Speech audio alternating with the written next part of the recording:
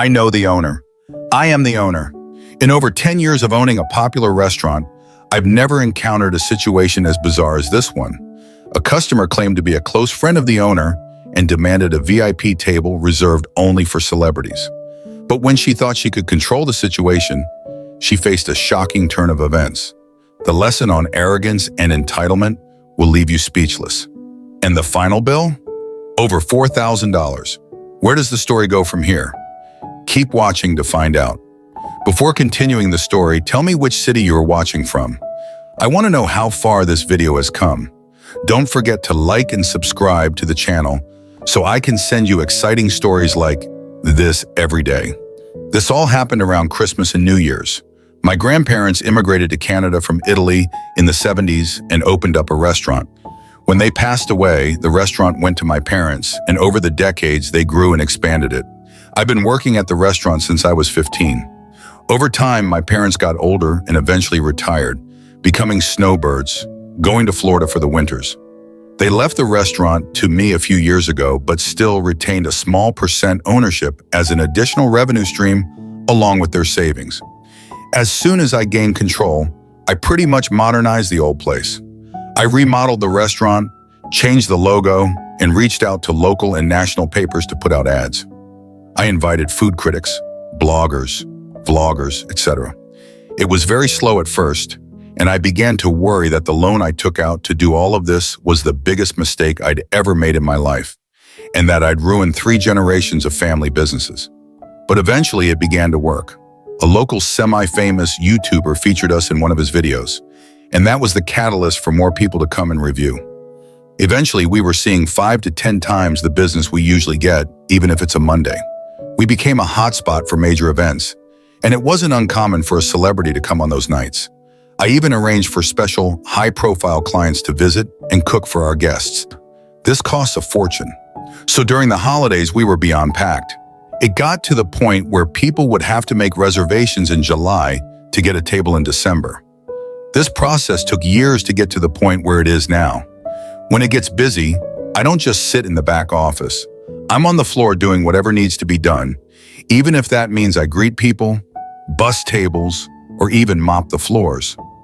Other nights when we have high-profile guests or events, I'm in a blazer and acting in charge. Though on one night, a group of 6 women walked in. 5 of them looked like they were still in their early 20s, and the head of the group looked like she was in her mid-20s. My best theory was that she was one of the other 4 girls' older sisters, or possibly an older sorority sister to an incoming college freshman, maybe. I was greeting them at the door, and as they were walking up, Queen Bee Rebecca was telling the baby Rebeccas how awesome this place is, how the food is amazing, and there might even be celebrities here. When she came up to me, she told me that she needed a table for 6. I replied, "Of course, can I please get the name on the reservation?" She looked at me and said, "I didn't make one, but it's okay. The owner is a personal friend of mine. He said he always has 1 or 2 tables that he keeps open for special guests, and we can have one of those tonight." Now, generally, this is true of many high-profile restaurants, and lately I've been doing that as well. But I had no clue who this woman was, and she definitely never spoke to me about any of this. I did get that she was trying to get in without a reservation, but she literally picked the worst person she could possibly try and do this with. I told her I was sorry, but we cannot seat anyone without a reservation. As you can see, we do not have any seats available. I didn't want to go all out and say I'm the owner and we've never spoken before, so I never promised you a thing, but I didn't want to embarrass her in front of the other girl she was with at first. She then went on and said out loud to one of the other girls to take a picture of me. She will speak to the owner and make sure that I'm either cleaning the toilet or fired by the end of the week. The other girls following her were like, "Yeah, kiss your minimum wage job goodbye." I'm not sure if the other girls were in on it with her or if they honestly thought she knew the owner. Queen Bee Rebecca then went on, constantly pointing, trying to put me down, saying things like, "Obviously, you're nobody here. If you were important, you'd know who I am and never try to tell me anything." Of course, she was constantly belittling me, trying to get that table. At this point, it had been a long day, and I saw 3 options. 1, I could tell her I'm the owner and call her out on all of this. 2, I could just give her the table and let it go. Or 3, I could teach Queen Bee Rebecca and her minions a lesson. I chose option 3. I smiled at her and said, "Of course, ma'am. Follow me, please." I led her to one of the 3 VIP tables we keep open in case a celebrity comes, which happens from time to time. I apologized for everything and said she was right. It would be easier just to give her the table. I also told her that the first 3 rounds of drinks would be complimentary. I sat them down and personally served them as they sat. I told them we needed one of their credit cards and IDs to keep on file and would return them before they left. Queen Rebecca handed me her cards and told her baby Rebecca minions that tonight was on her. I took their orders, got them their free drinks, and told them that, due to how busy we were, there may be a delay on the food. All they cared about were the free rounds of drinks. They ordered 3 rounds and still hadn't received any food. They eventually called me and asked me to check on it, the whole time giving me the nastiest attitude since before they even ordered. I told them I would check on it, but also asked if they wanted any more drinks. They ordered 2 more rounds. By the time the appetizers arrived, they were sloshed, having done nothing but drink on an empty stomach most of the night and only had salads. As more food arrived, more drinks were ordered. What these girls never realized was that they were sitting at our VIP table, which alone costs a few $1,000s just to sit at, but I didn't charge them for that. What I did charge them for was all these super expensive cocktails they had throughout the night, except for the first 3 rounds. Additionally, the table they were sitting at, as mentioned, was a VIP table. The menus were different from the normal ones. These menus don't list prices on them, as it's a trade secret in the restaurant business, and they included higher-end menu items such as white truffle, black caviar dishes, and specially imported West Coast oysters, among other things. At one point during the night, I honestly started to rethink what I was doing. I thought I might be going too far with these poor girls. They might not know any better, but some things reassured me throughout the night, like when one of the baby Rebeccas asked me if I felt like my life was worthless, since all I ever became was a waiter. Also, one of the other employees told me how they were discussing how to mess with me to the point that I would always give them a table whenever they came in. I also overheard them say, "He's cute, but I would never date a waiter like that. He's such a pushover." There were a bunch of comments like that the whole night, so I kept going with their life lesson. By the end of the night, each girl had racked up a bill in the range of $500 to $600 per girl. When I handed Queen Rebecca the bill, it was for $4,283.23, including tax and tip. Of course, I've never seen anyone sober up so quickly. She went from laughing and giggling with her friends to nearly in tears. She called me over instantly and asked if this was some kind of joke. I took the bill, looked it over and said, "Oh yes, I apologize. I will get you the correct bill amount." Again, she felt a complete sense of relief, thinking that she got someone else's bill, and called me an infinian idiot, going on to talk to her friends. When I went back to give her the correct bill, she flipped out again, going crazy. I just asked if there was something wrong on this bill that she didn't order. She and the girls were in shock and went over every single line of the bill, including the first few lines that show their original 3 rounds, which say complimentary. They then took out their phones and went line by line over everything for the 100th time, adding everything up. Extremely rattled, Queen Bee simply said, "1 second, I need to use the washroom." Part of me thought that she might pull a dine and dash and leave the baby Rebecca's with the bill. But kind of low-key, I did, in a way, remind her that we had her ID and credit card without making it obvious. I thought she was going to run out on the bill. 10 minutes later, she comes back with new makeup. Obviously, she had been crying, and goes on this whole story about how the food was awful, the drinks were bad, and so on, demanding that, at a bare minimum, I should cut the bill in half with the agreement that the baby Rebecca's will chip in, even though she originally told them that the night would be on her. Then, as if a light bulb went off in her head, she again mentioned her relationship with the owner as if it were going to give me an additional incentive to cut the bill in half. Holding back a grin, I told her, no, I can't change the bill. She whipped out her phone and showed me a series of texts with someone called my restaurant's name and then the word owner. Afterward, I realized what she was doing in the bathroom and probably just changed one of the other Rebecca minions' contact names and deleted the previous text to start this new script. I read them and clicked on the contact info and told her that's not the owner's cell phone number. Her reply was, "Of course, you don't know all of his numbers." I told her, "How about this? If we call him and he says it's okay to take 50% off the bill, then I'll do it." Her reply was yelling and screaming to the point where the few remaining customers all began to look over, and I knew, okay, it's time to end this. I told her in a less accommodating voice, "Cut the crap, little girl. You don't know the owner. You've never been here before, and if you keep yelling, I will call the police." Her demeanor changed, and she was trying to defend herself the best she could. My reply to her weak comeback was, "My grandparents founded this restaurant.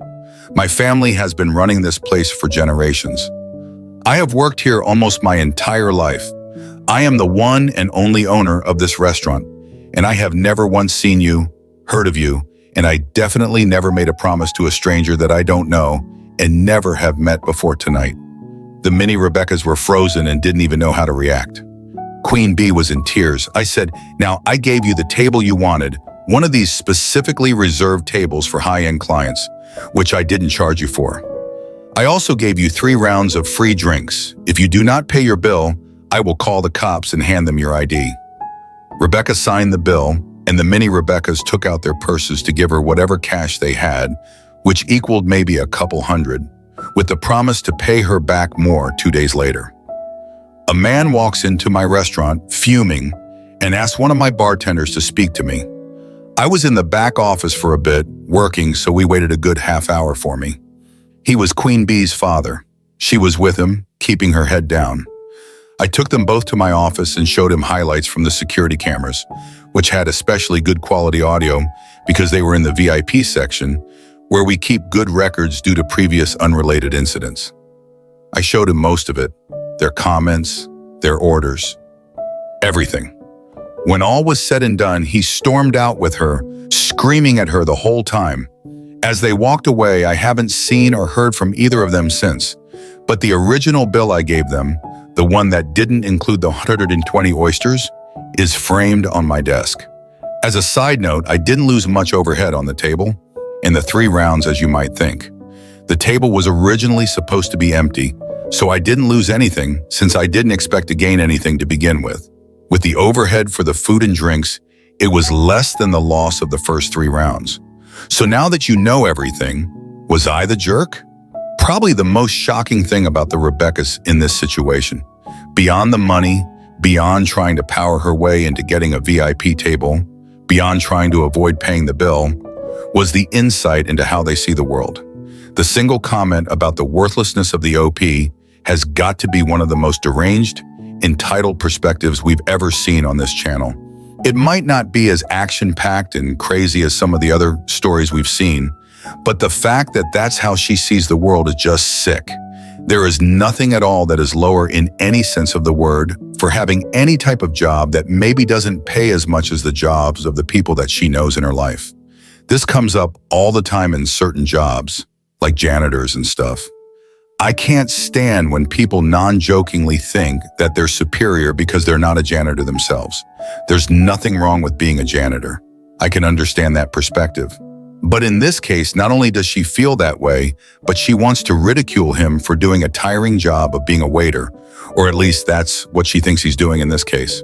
One more thing too, I'm glad this had sort of a satisfying ending where the dad tries to come in and get this whole thing reversed, then ends up leaving being more pissed off at the daughter than the restaurant owner. The only part that kind of creeped me out about this is the fact that he's surveilling the people that sit at this table. I would probably not go to a restaurant that I knew was recording my audio. Anyway, I'm happy it worked out for the OP, but let me know how you would have handled the situation if this was your restaurant and these were your customers. And let me know, jerk or not a jerk, and why am I the jerk for making our guest participate in our puppet-themed wedding? I'm a 27-year-old male and my fiancée is 26 years old. We met at college. We were in our school's performing arts program and met in a puppetry class.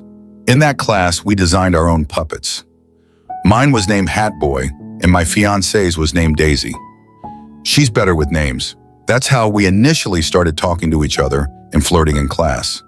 We fell in love, and in a way, we've considered Hat Boy and Daisy in love as well.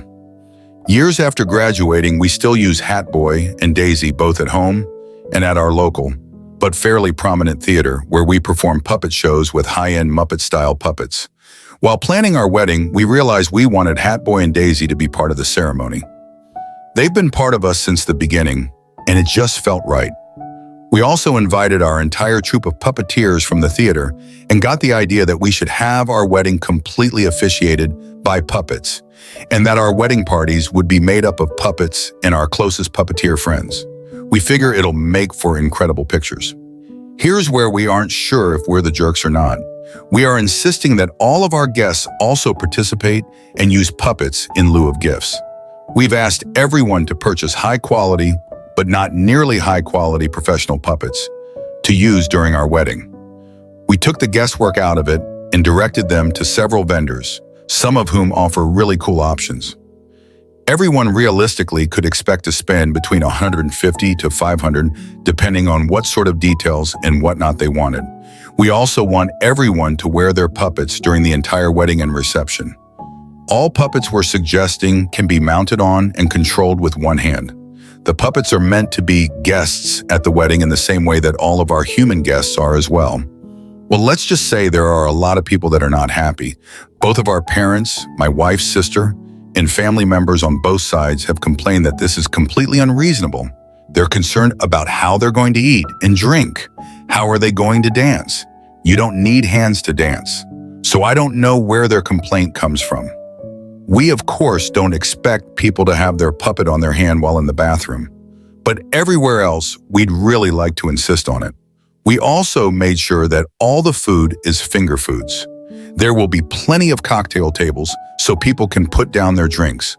We even made sure that all of the food for the dinner itself is portioned so that it can be eaten in bite sizes with just a fork without having to use a knife. We really think this would make for a special day. We only get to do it once and think that it'll be an event all of our guests will remember for a lifetime. We have a hard time believing that once there, they wouldn't have a blast. So are we the jerks for making what we think is a silly but harmless and reasonable request for our one special day? This is one of those ones where it seems like the vast majority of people say that they are the jerks here. But I wonder if it would be different if they provided the puppets themselves, because asking for people to spend $150 on puppets minimum just to show up at your wedding, it's kind of rough. Not everyone is in the same financial position, and it's $150 minimum up to $500.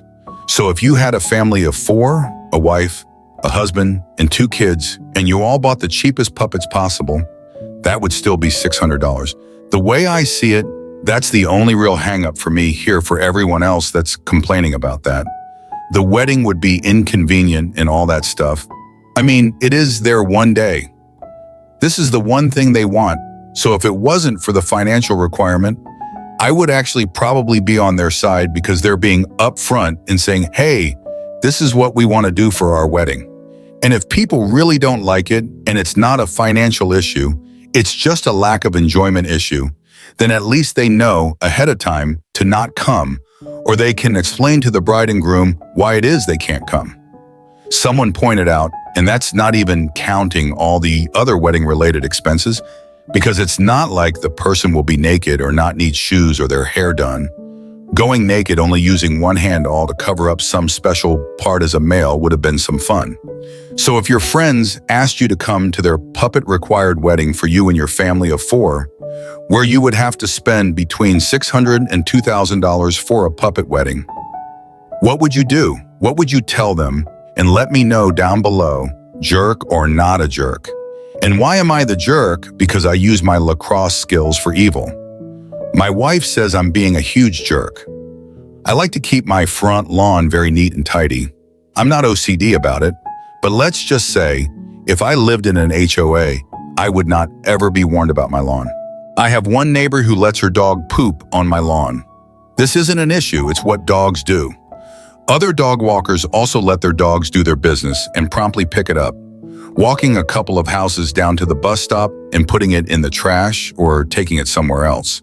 This one neighbor, though, doesn't pick it up unless someone is watching her. Well, I have a doorbell camera, and I can see from my office when this happens. For the last 2 weeks, I've been using my old lacrosse skills and a homemade poop flinger to return her property. I may have gotten enthusiastic and didn't always land on her lawn. Sometimes it lands on her house, sometimes on her sidewalk, and one time on the roof. As I stated before, my wife thinks I'm being a jerk, but am I the jerk for using a homemade poop flinger? I guess really, if you think about it, I'm just returning what belongs to her from her perspective. She probably has no idea that the OP knows it's her dog pooping on the lawn, so she just thinks this crazy guy is randomly flinging poop at her. Let me know what you would do here. Who's in the right? Who's in the wrong? Jerk or not a jerk?